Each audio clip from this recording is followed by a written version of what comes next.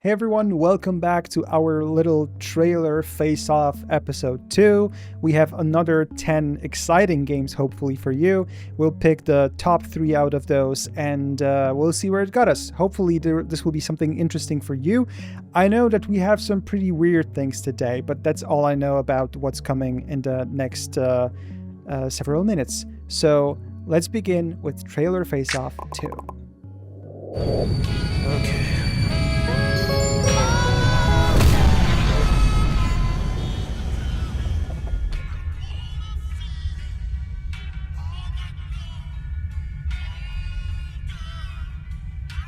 Okay, so this is the level of weird we're getting to. Yeah, this is Awesome. exactly where we're heading. And since you live in the US, you have much better access to metro than we do have in Poland, because we have one metro in Warsaw that's like 2 lines, and that's it. But I don't think metro in New York works exactly like this. I mean, there might still be a lady standing on the platform with her what was it called, Walkman.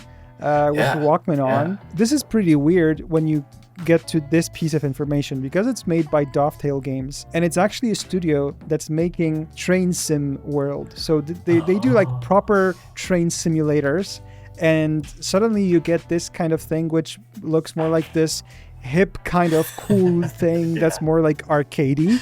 And it's definitely something about it. You do have to be fast and precise. Obviously, there's some things related to competition here, although the trailer doesn't say much about it. There's going to be a multiplayer as well, up to 4 players, so you'll be able to compete in this game. Yeah, it looks pretty fun. It uses Unreal Engine 5 actually.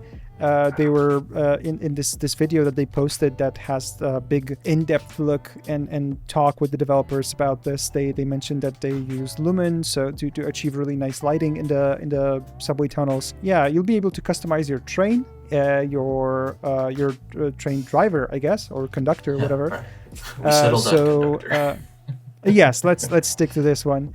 Yeah, and apparently it's going to have some kind of paid microtransactions, as you would expect, but only cosmetics, nothing influencing gameplay, as developers like to highlight these days every time they can. So yeah, how do you feel about racing metro cars? This is very unexpected.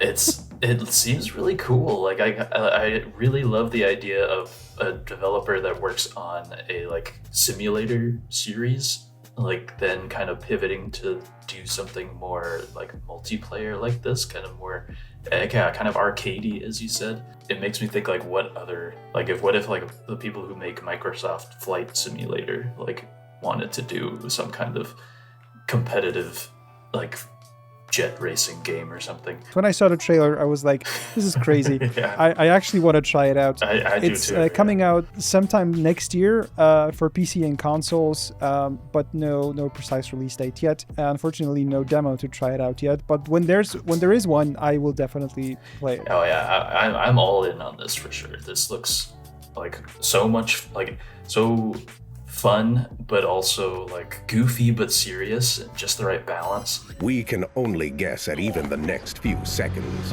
But what if there was a power that allowed you to predict how your actions would affect the world around you with perfect certainty? So this is Forestrike. It's by Skeleton Crew Studio, also being published by Devolver Digital. I've tried the demo, and it was one of those classic roguelites that is very addicting, very fun, that kind of like the hours pass as you are without even realizing it. They describe it as a martial arts roguelike. You have this ability to kind of play out every scenario before without any consequences. So you get to kind of test out your strategy, see if it works for you, then execute. So playing through the demo, it also has a lot of fun dialogue. The music is really great. It does, like, the way that it kind of like cuts in when you finally start the real battle makes it sound way more intense. and a lot more fun. I gotta say that it actually is pretty cool. At first, when I was like watching the trailer and listening to the concept, I was like, okay, so basically it's like constantly reloading stuff. But on the other hand, it's not really like that, because sure, you're preparing by restarting your fight, but like you said, you have to pull it off in the end, which means that you just need to put into practice what you practiced. I mean, there's this the movies with Robert Downey Jr. Sherlock Holmes movies where he predicts what's going to happen in a fight and how to behave, and you see this all in slow motion with his commentary, and then it's just performed in a very quick cuts and like a series of events. So this like gives me this kind of vibe. So I'm definitely in on it.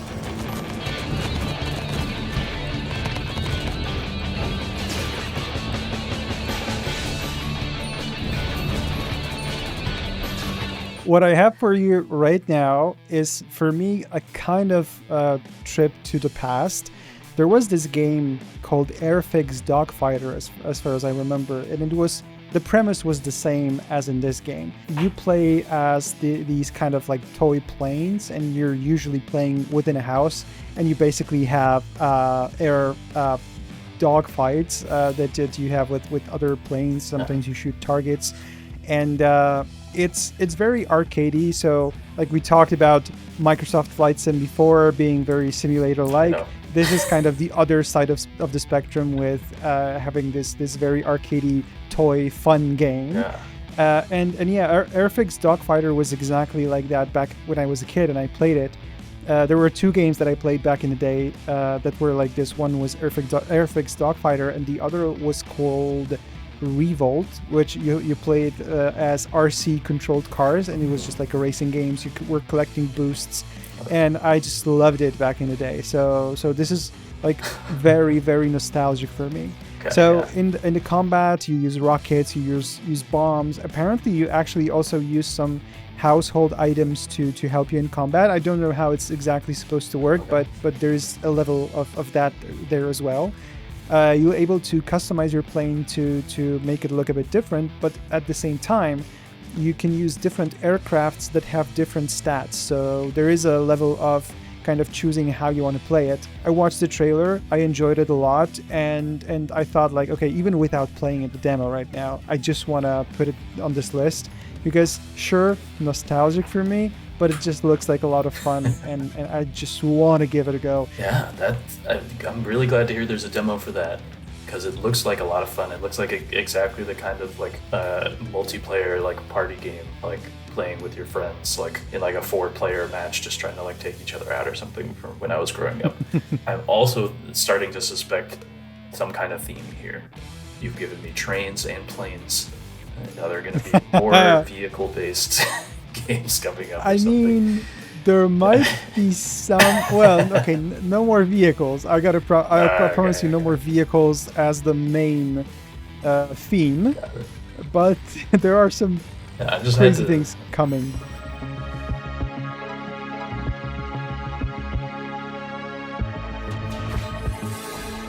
So this is Demonschool. It is being developed by Necrosoft Games.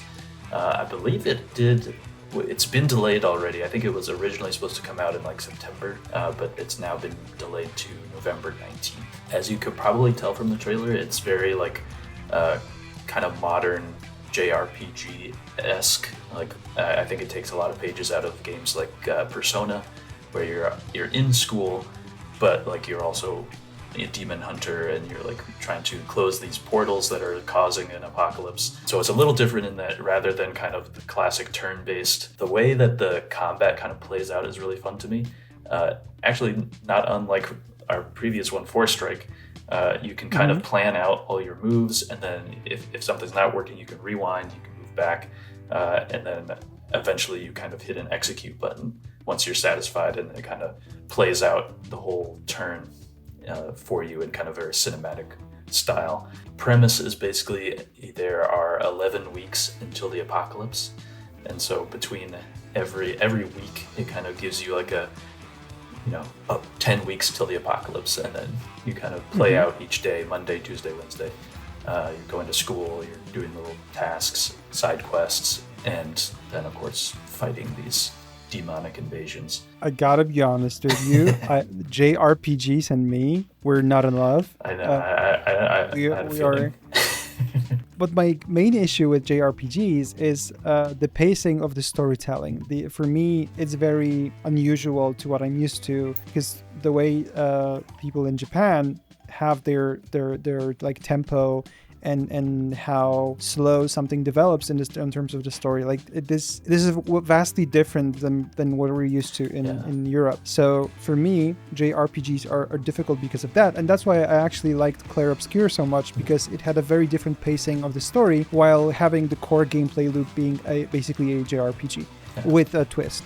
But because of that, this... I don't know. I still don't know about it, because the premise is kind of cool. Like I did play Persona, was it 5, I think, for a bit, and I liked the core premise, but just in the end, it didn't click with me after, I don't know. I think I gave up on it after like 8 or 10 hours. I don't know about this one yet. I probably gotta see some more trailers. Although there were moments in the trailer where, for example, you had fishing, and I'm the weird guy who likes fishing in games for some reason. Okay. And there was this moment they were singing into a microphone. And I'm like, okay, this has elements that have me interested, but I don't know if it's for me yet. For now, I'm not sold, but I'm, let's say, cautiously interested. Yeah, I kind of agree with you in many ways. Like, I wouldn't say that I'm much of a JRPG person either. Like, most of the time, I find those games, to be kind of slow, repetitive, and often they take like, 80, 100 hours, to actually play through, which I just, who has the time for it anymore. Yeah, this one, I definitely am curious to learn more about this one as well. Like, I got to play a demo, but that was only maybe like 20 minutes of a demo, and it seemed really fun. So I'm optimistic and curious to see where it goes. I know it is planned to be not one of those like, takes you a year to play through it games. Like it's going to be designed to be relatively short as far as the genre goes. So I'm hoping they're able to nail that kind of story pacing and keep things interesting, especially with the fishing. When power washing, you can choose between our Prime Vista, Urban X, or new Swirl Force surface cleaner model.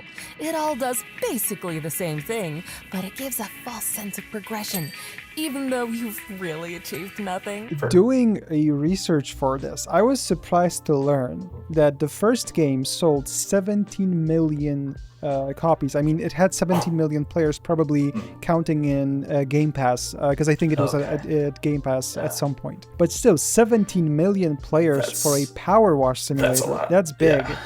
And I do play games like these, like House Flipper or like Sims that are, well, most of them are like low quality, but actually PowerWash Sim, it's a bit different. It shows, because now they're making a sequel, and while like the core gameplay obviously stays the same, but you have new location in the game, you have some jobs that for some reason are like given to you in stages. So I was doing, because I played a demo, and in the demo you have 2 missions, and one of those is like, first of all, you're in a square somewhere, you do clean something that's on the floor. In the end, it turns out that it's like a public toilet that's hidden underground, kind of. So once you clean up the top part, it raises from the ground, and you then can clean the outside, and then you can clean it inside. You do have cats on a mission, but they really do nothing, just as the trailer say, apart from being cool to have a cat in a game. Good stuff here is you have your home base that you can decorate. They improved on multiplayer game, because now you can play in a, let's say, better realized co-op up to 4 players, and you can have shared progression. So if you play on somebody else's mission, you can actually have this shared progression. That's something that didn't really work in the first game. If all goes to plan, the game is out when the video is out as well, so it's available right now. It's like shadow dropping a game for our viewers. Perfect. I'm glad you showed me this, because this is something that's always been on my radar. but something I haven't actually jumped into. Like I knew it was, I didn't know it was 17 million popular, but I knew it was popular. And like seeing the great sense of humor in the trailer, they're like kind of joking about like how the cats are just here because people like cats. They don't actually do anything, but everybody loves it, so we're just going to put them in there. Then also like that there's a little bit more going on. Like there is something to kind of progress towards. There's like some kind of mystery happening here. That does kind of interest me. Like I often spend so much time, trying to just chase the new game, play the new game. I try to keep up with the industry. There's always new games to play. So that sometimes when I actually play games on my own, I feel almost like I could be spending this time better, but I think I do need to take a moment, take a breath, and just power wash. Exactly, and power wash. Exactly, that's the way to go. Yeah. It should be deleted. Deleted.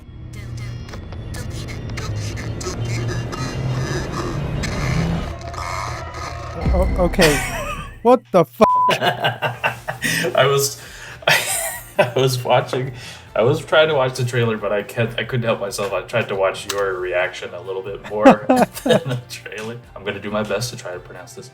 ZWAARD it's kind of a action exploration game taking place in kind of a post-apocalyptic world where like robots have kind of taken over, and things like you can see like a lot of the aesthetic is like nature is kind of coming back to over the world. And but the kind of the main mechanic, the one that kind of drew me in aside from the pixel art, is where the name comes from, the sword. So that's kind of your main weapon, and you have kind of as you kind of scavenge for things in this world, you have this kind of unique ability to really customize your sword in a lot of different ways. Actually, glad you're paused on this screen right here. You got like the grip, scarab handle, whatever that is. But like at least like 4 different ways, 4 different parts of the sword, you can kind of change it. And apparently there seems like there's a lot more different things you can do. I gotta say that I like the mechanic of customizing your sword, because it is pretty unique. I mean, it's not about collecting weapon, it's about probably collecting upgrades for a weapon and then making it your own, which is kind of cool because you rarely get to do that, to actually create the weapon of your choice that works in a given situation. Apart from that, I had a feeling of Moonlighter.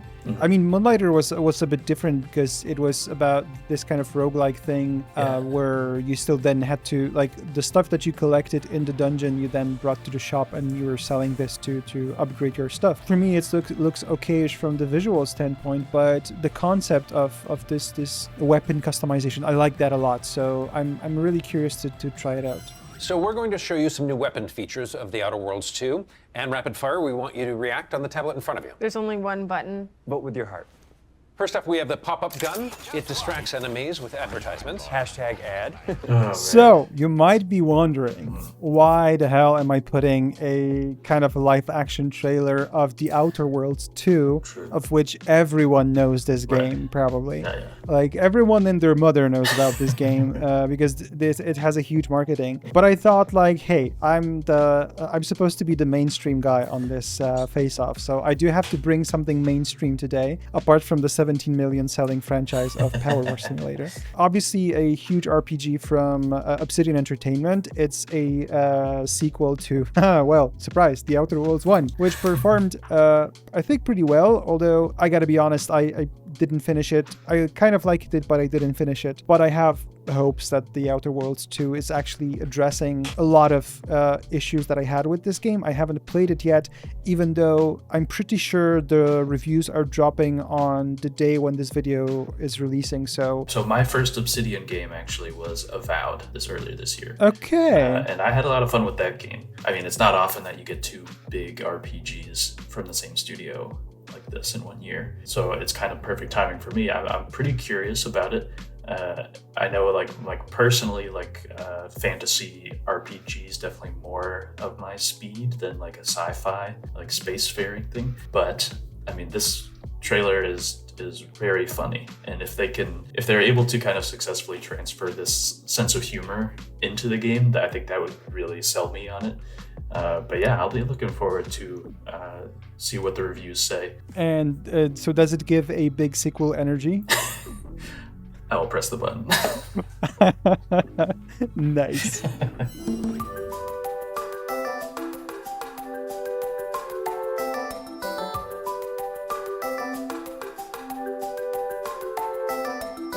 I don't get it.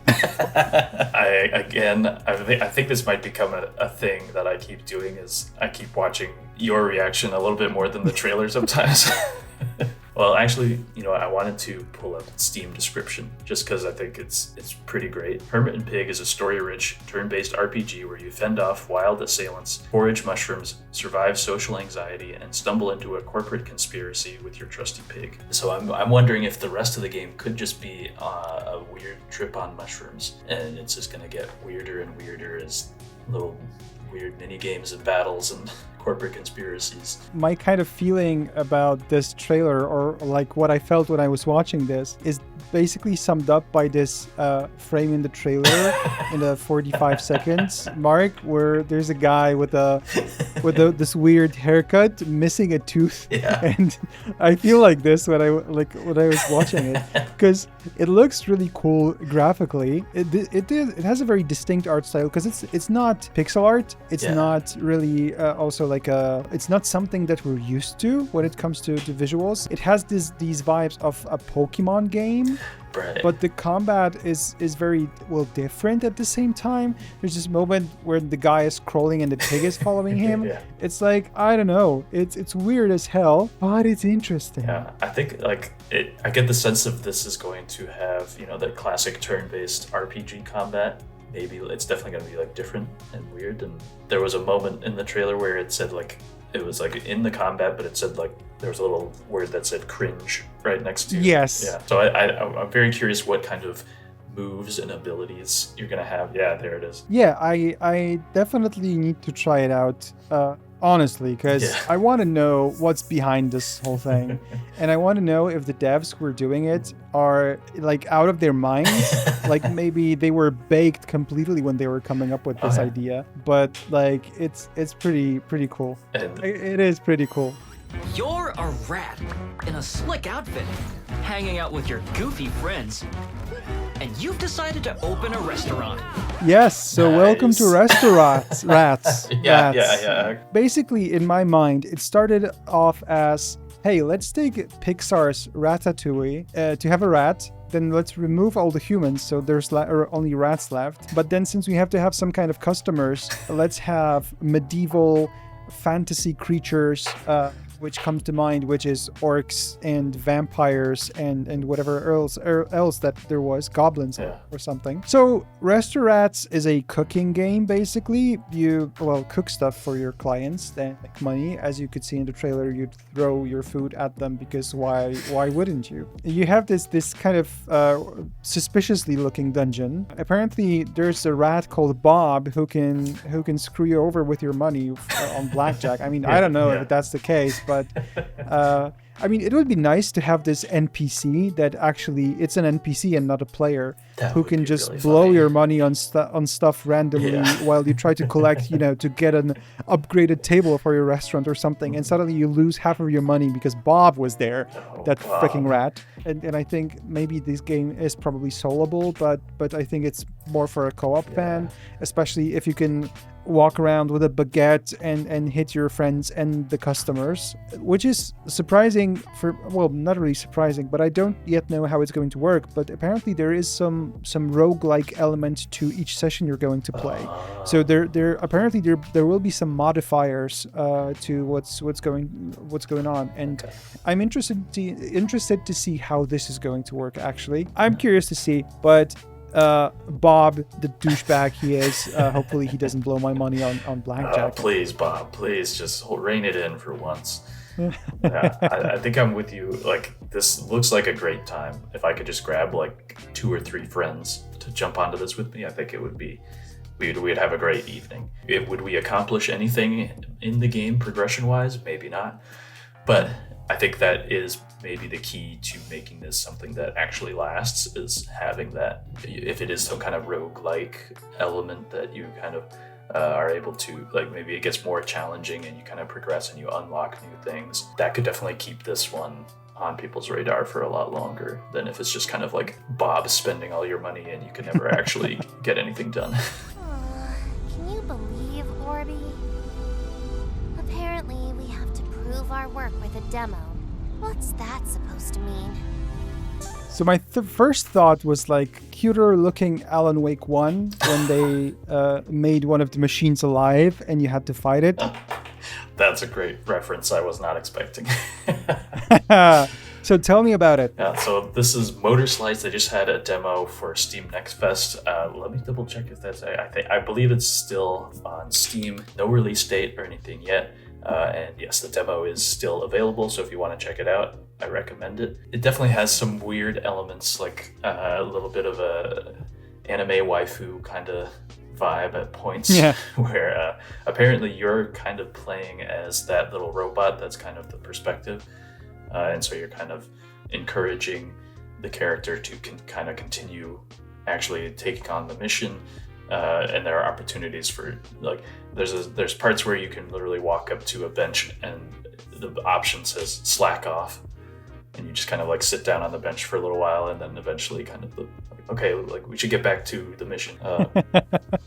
But what really caught my attention with this is it's got some interesting, or there's only the one boss battle in the demo, I believe, but from the trailer and other trailers, there are a lot of interesting looking boss battles where, so in that trailer I just showed the clip of, there's that big giant construction truck that's coming at you, and that's like a boss battle. So you basically run up to that and you end up like climbing on top of it, and that's how you kind of fight against it. Like it's trying to run you over, but you have to like climb up onto it. I've called it like if Shadow of the Colossus was like in a construction site, but there's also lots of exploration and like kind of like platforming.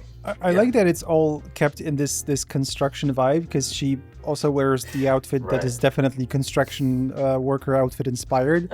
I like the concept. I mean, the construction machines being the bad thing here. Although I would just have to see how it feels to play it.